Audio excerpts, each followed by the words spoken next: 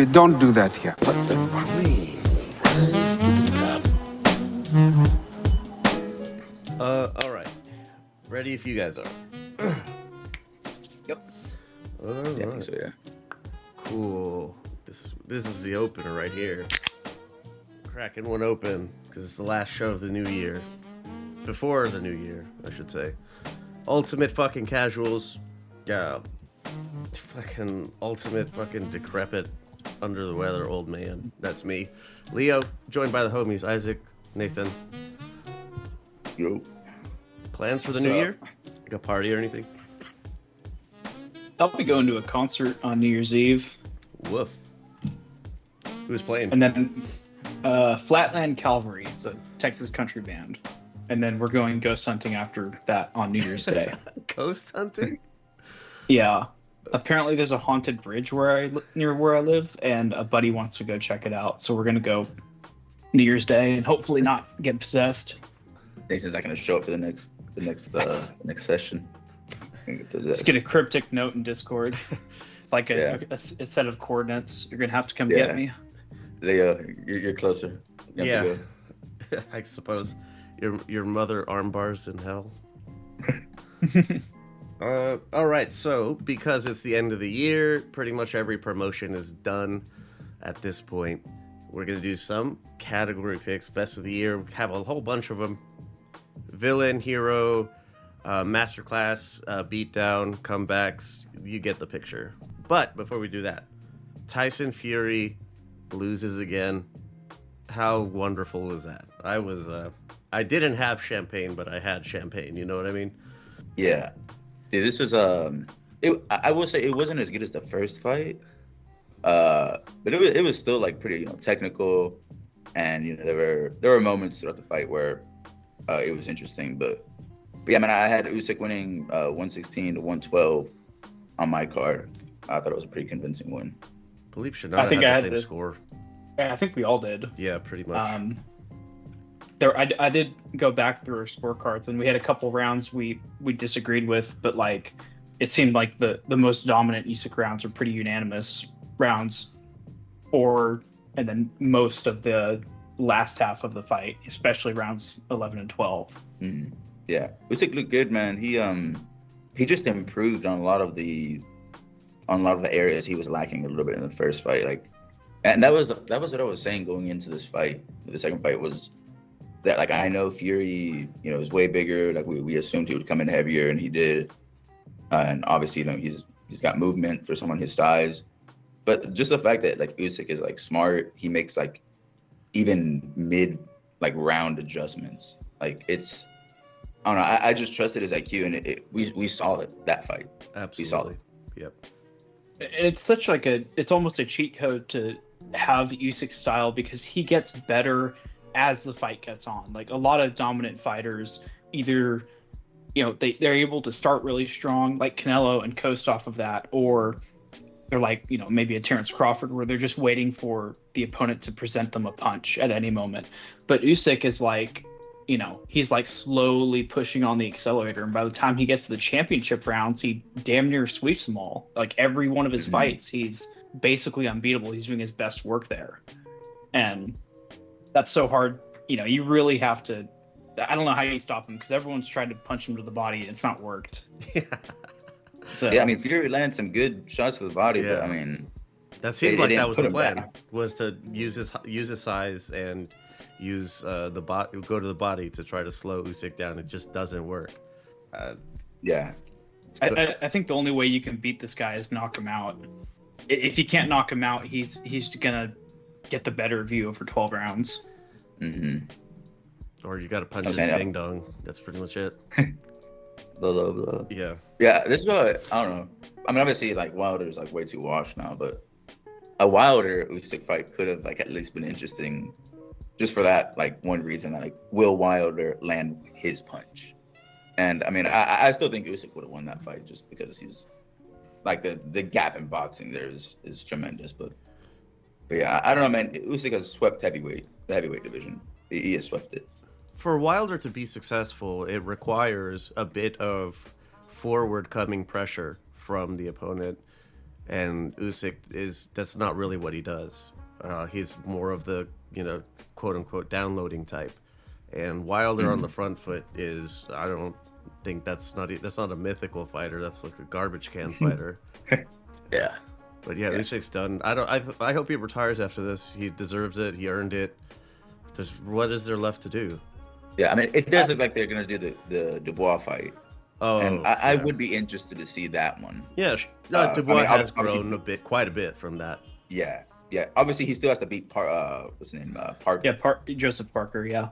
So I mean, it's still yet to be determined if that fight happens, but we'll see. Yeah, I do hope he does, because that would give him 2 wins over each of the 3 best heavyweights of that era. And you don't see a lot of champions have that kind of mark with them. And also, it's sort of like, even though I think all of us agree that the first Dubois fight had a low blow, not an actual body punch, there's still that kind of specter hanging over that fight. And so I wouldn't mind at all if he, in addition to getting his 1 belt back that the IBF took from him, that if he went and kind of covered that up as well. Yeah. And the only reason I think he would do that fight as well is it would give him the chance to be 2-time undisputed at heavyweight, which is just like, that's just like a little extra bonus there, in addition to like beating, the young British heavyweight champion. What seems to be the heir apparent to the heavyweight throne. Yeah. Didn't he tell Turkey like something along the lines of like make it happen or something like that in regards to a Dubois pre-match? I'm sure. Yeah, I think he was saying. I think it was like verbatim. He was like, "Make me fight him." So like, I mean, I'm assuming that also means like pay me well, but I'm sure Turkey would make that one, but we'll see. A little bit of stuff on the undercard here. I'm gonna skip rather than doing a overdub. Just gonna say, if you want to hear the rest of the undercard talk, you're gonna have to go to Patreon. Sorry, buddy.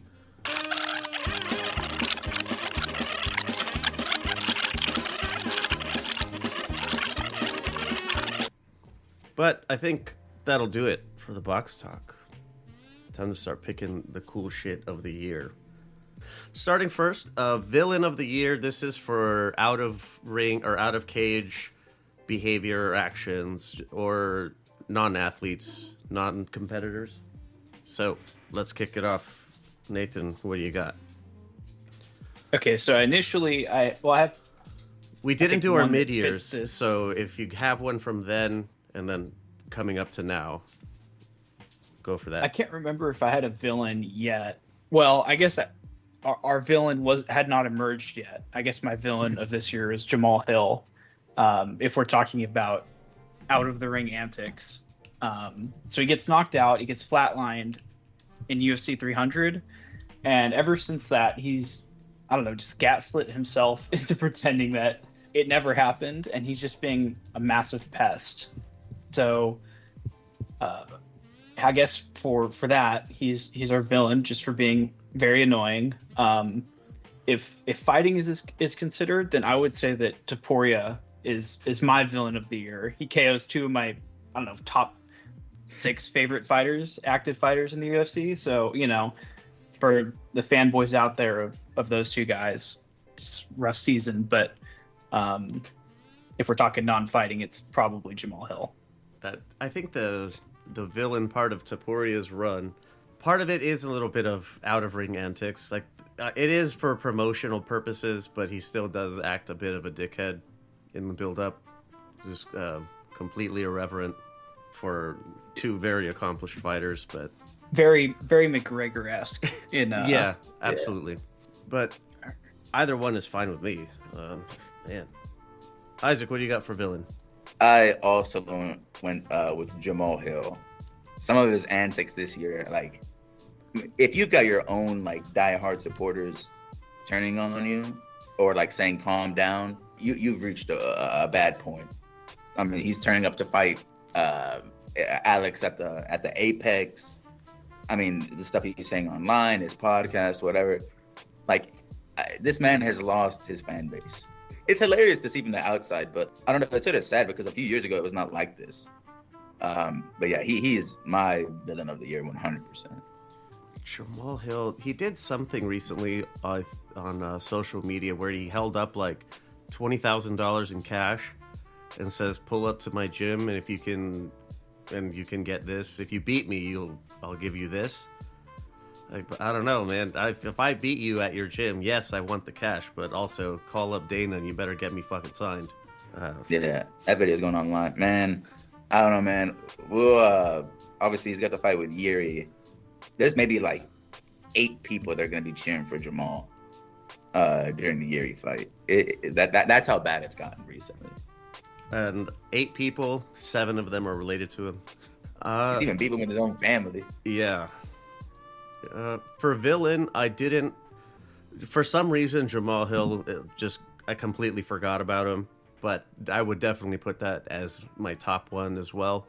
So just for the sake of variety here, I felt Conor McGregor's out of the ring bullshit was pretty bad. At the mid-year point, I had put Dana White for denying Tom Aspinall his birthright. That was one of them. John Jones for being himself was another one. And UFC 307, Salt Lake City judges, and that one ref. The whole lot of you. I think I'm going to go with the UFC 307 officiating crew. But yeah, if we're coming up with like a team pick, then yeah, Jamal Hill, without a doubt. Kicking us off for Hero. Nathan, again, this non-fighting, out-of-ring behavior or antics, shenanigans, whatever. Well, in my opinion, this isn't even like there's only one man that fits this description, and it's Alex Pereira. He fought 3 times this year. Every single time was like a short notice. The company's asking him to be a company man and like kind of save their event because they couldn't schedule for shit or people got injured. And all 3 times he stepped up, and on 2 of those fights he took the hardest competition. Well, aside from Uncle Live, the hardest competition he could take outside of him. And so he fights Jamal Hill, he fights Yuri Proska, he fights Khalil Roundtree, which Roundtree if it wasn't a short notice fight, would have been a suspicious pick, but because it was short notice, I think we can all look past that. But he definitely saved multiple cards this year and put on a show every single time. Yeah, I expect because it was a lot of short notice fights, that's why it wasn't Uncle Live. I would want a full camp for that too. My hero pick, at the mid-year point, I picked Dan Ige for leaving a sports therapy massage to go fight Diego Lopez. That's just wonderful. For the end of the year pick, I came with Stipe for coming out of retirement to fight John Jones and gives a pretty decent account of himself, all things considered. But I feel like I want to go with Dan Ige as the final choice. Yeah, I can't believe he did that like on hours notice. Yeah, it was insane. For my pick, I'll just echo pretty much everything that Nathan said because I also had Alex Pereira. It like he did all these fights, sort of saved the company's card, like a few company cards. But then the fact that he did it with injuries too. I mean, toes injured. I mean, he was having visa issues for 307. I think he was sick. He was on antibiotics as well.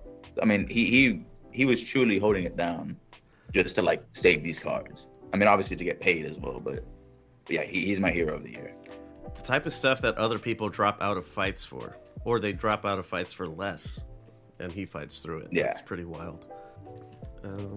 Masterclass of the year. This is more of a pillar to post, first bell to last bell, just completely outclassed. But it does not really go ending in a stoppage of any kind.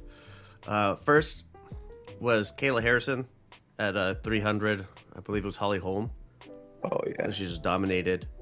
Yeah. And my more joke pick was Renato Moicano laying down some masterclass of knowledge, caps off with fuck Emmanuel Macron. That's pretty damn good.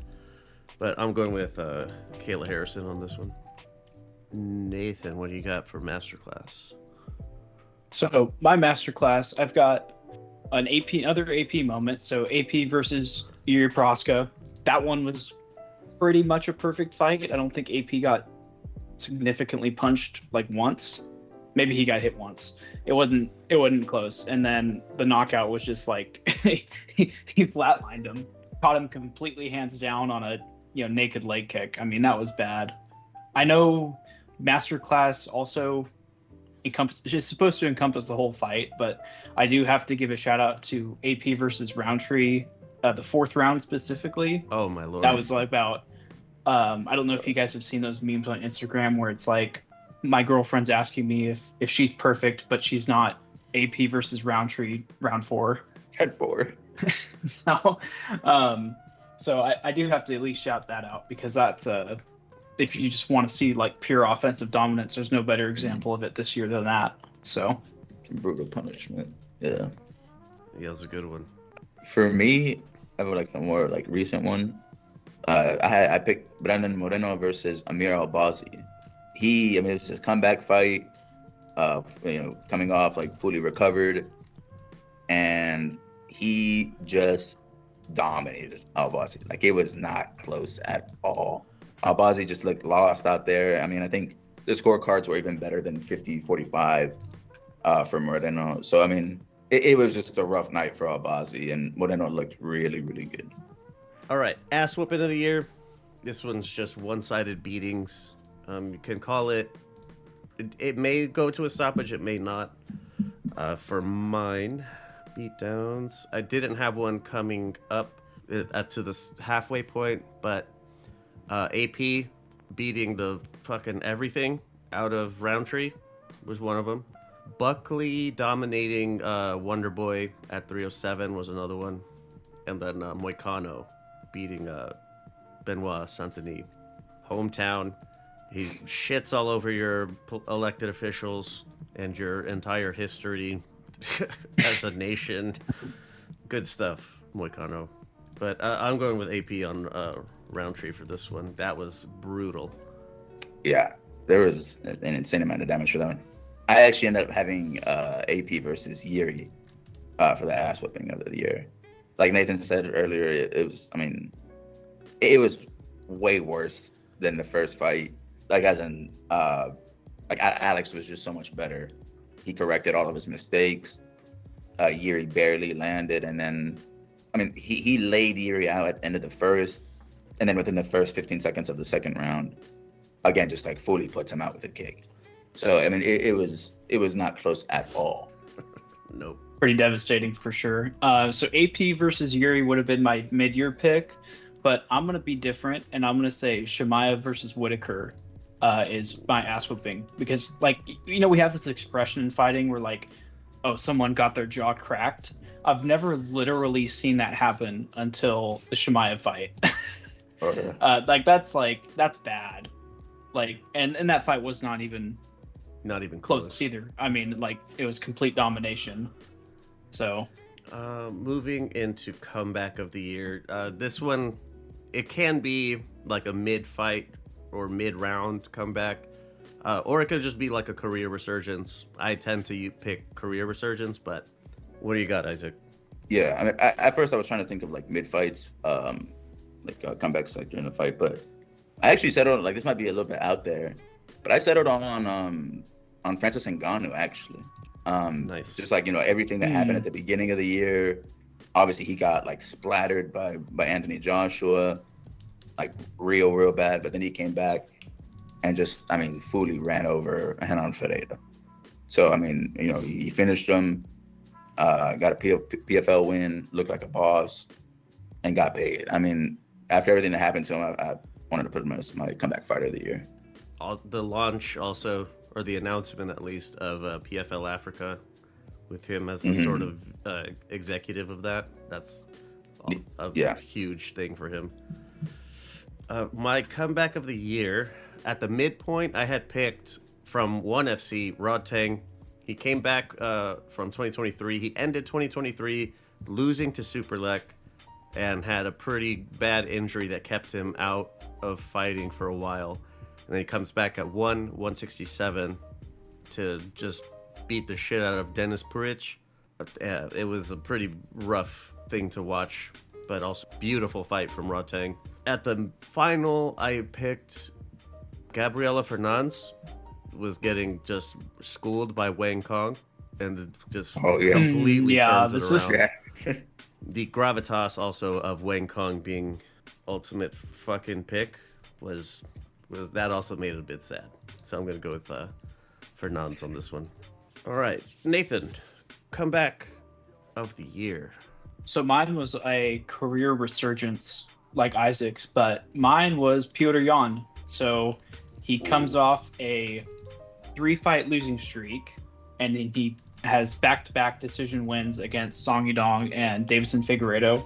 The latter one being like complete domination against a Figueiredo who was trying to make his own title run. And so, after the Merab fight, I mean, Piotr looked like damaged goods, but now he's right back in the mix. He's on the short list of guys you could call for the next title fight after Merab versus Umar. So, I mean, he's right back in it. He's officially a contender again. He could become champion again, and he looks vintage. So we'll see how long he's able to keep that one up.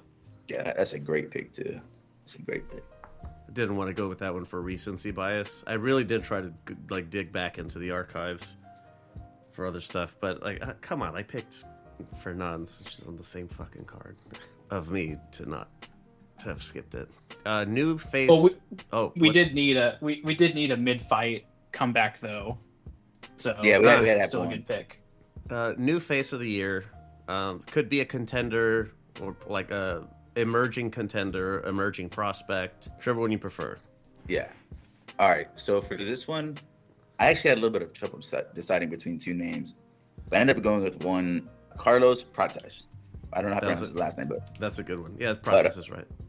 I think he fought 4 times this year, some good contenders, and his recent fight was against Neil Magny, and he just he finished him, which is something that sort of rarely happens unless you're an elite fighter. So I don't know, man. I think it was a really good year for Carlos. Sets him up nicely for 2025, going up the rankings in welterweight. And we'll see, man. I think 2025 could be a really good year for him. He's coming out of this fighting nerd camp, and all those dudes look really good. But his rise has been really nice to watch. Are the fighting nerds that I looked around at online, a couple people had best camp or best coaches, and fighting nerds was one of the top picks. Yeah, they have a lot of dudes. There's 3 people. I mean, I think there's more even, but they've stayed winning this year. This was completely their year. Would you call the Dagestani guys? Maybe we could call them the Eagle Scouts. I don't know. Eagle Scouts. Eagle Scouts. That is pretty good. Thought that was a good one. That stat that I had shared with you guys, 95-1 of the top. Only Islam's lost, and that was the one time. Everyone else is undefeated. It's pretty nuts. They're just built different. It's quite the murderer's row when you see all them lined up. Yeah, and when you call them Eagle Scouts, makes it better. All right, Nathan, do you have a prospect, contender, emerging character? I have the same new face as Isaac. Carlos Prates makes his contender series appearance in 23, and then immediately vaults up the rankings in 2024, 4 straight wins. So basically everything Isaac said, ditto to that. That is a really good pick. He is ranked, isn't he? I think he's at the top 15 at this point. He's 13, so he's entering 2025 with a great time to jump up. Yeah, we'll see who fights next, but I think 2025 could be a really good year. We'll see, though. I mean, this is when it starts to get hard for people, but we'll see. He's got potential. For a new pick, I didn't want to pick Peyton Talbot again, but I also couldn't help myself but put him on the list at least. 2 really quick KO wins in the first half. Kind of settled down on the latter half, but I went with Musumeci signing with UFC. It's because we've heard of him. Anyone who's listening, you've heard of him because we talk about him.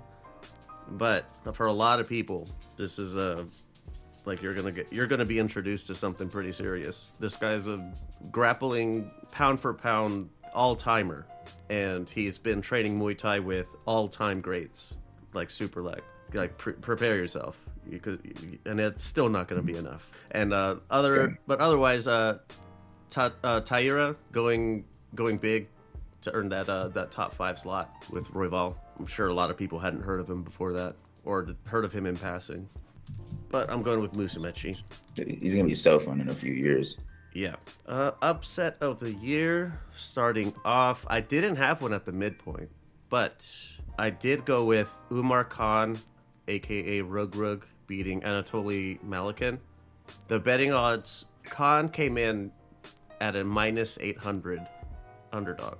Oh, It was pretty rough. every parlay that night was broken. Yep.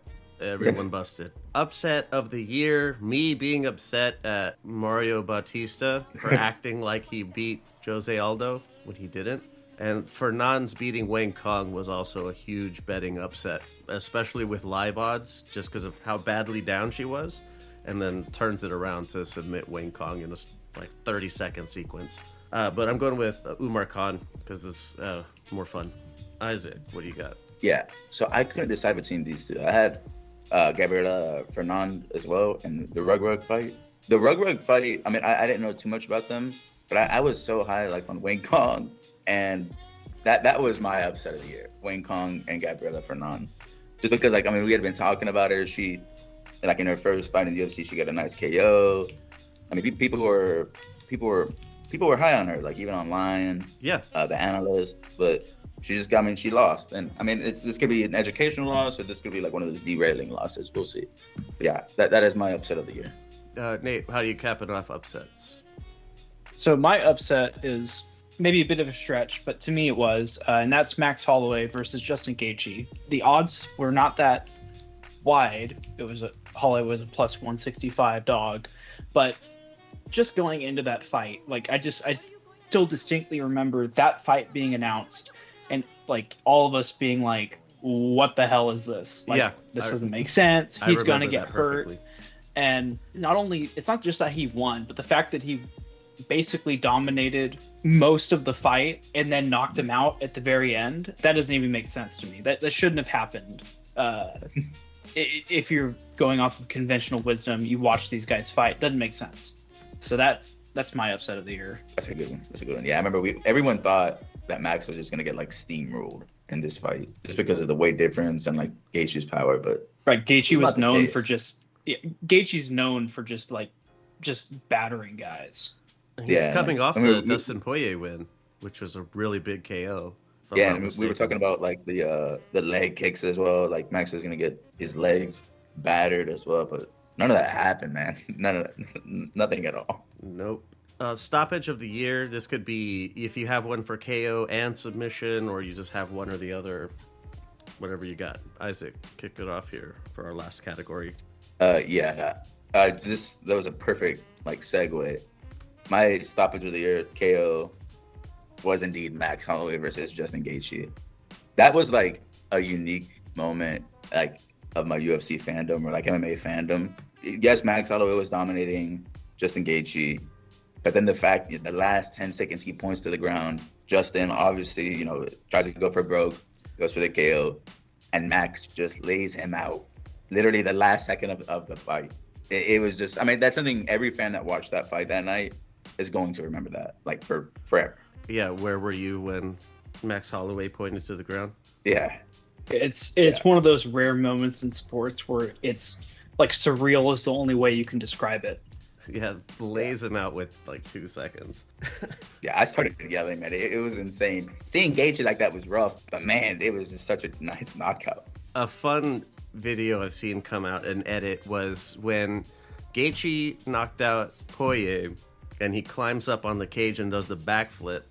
And then he backflips to the face plant. Yep, it cuts right into him being knocked out by Holloway. That's a pretty funny thing for me. For stoppage, that was one I picked. At the mid-year point, I also had Topuria beating Volkanovski. For the throughout the rest of the year, Topuria beating Holloway. Montel Jackson's 1-2 to end Blackshear in July was a good one. Yeah. That's, I guess, more my hipster pick. Chimaev breaking Whitaker's jaw. but I gotta go with Shiming sending Shao Kahn to the hospital Oh, in Macau. That was rough. One of the worst stoppages I've ever seen in my life. yeah. The way it happened too, because like she was losing. Yeah, she was. Yeah. And Nathan, you're the last one here.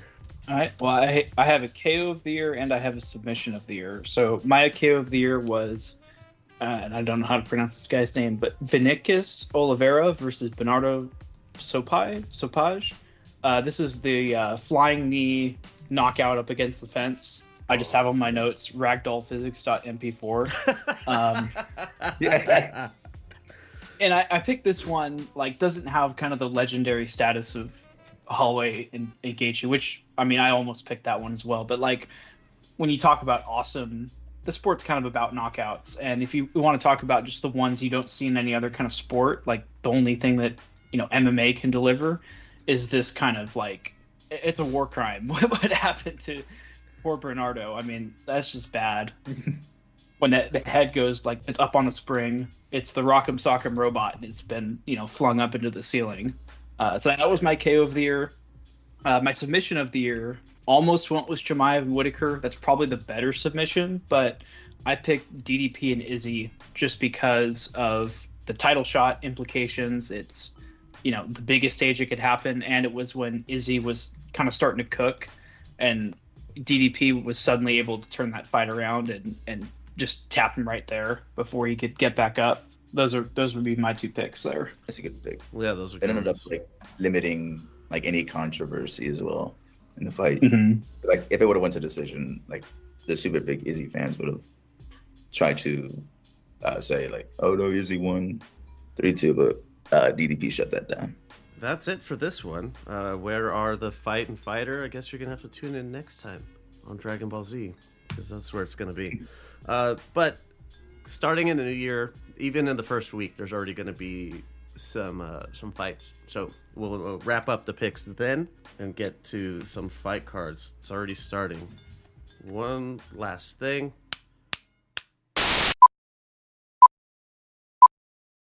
Thanks for listening to this episode of The Ultimate Effing Casual, a Lux Media production. If you'd like to give your thoughts, or you just need to let us know how terrible you think our takes are, you can be a lame and text our anonymous line, 833-589-7637. If you want to stand on business, call and leave a voice message, and we'll see if you're interesting enough to make the final cut of the show. 833-LUX-PODS. Can't go wrong. If you prefer to hit us up on social media, the account name is LVXMediaNet, all one word. That's YouTube, Instagram, Twitter, all the rest of that bullshit. If you can't find us, chances are we're not on it. A lot of stuff gets cut out from final releases for all kinds of reasons. So if you want the raw audio, exactly as it's recorded, look us up on Patreon. LVXMediaNet over there, just like everywhere else. Even if you don't sign up on Patreon, you can still help us out a lot if you hit us with a rating on whatever app you're listening on. If you're not feeling a $5, you have our number, or you can hit the DMs. Let us know how we can earn that full $5. The metal intros by Anders Janhunen, the jazzy intros by the artist Afternoon, outro by Middle of Nowhere Beats, and for more shows like the one you just listened to, go to lvxmedia.net. Heading into 2025, parting words. This was a changing of the guard year in a lot of ways.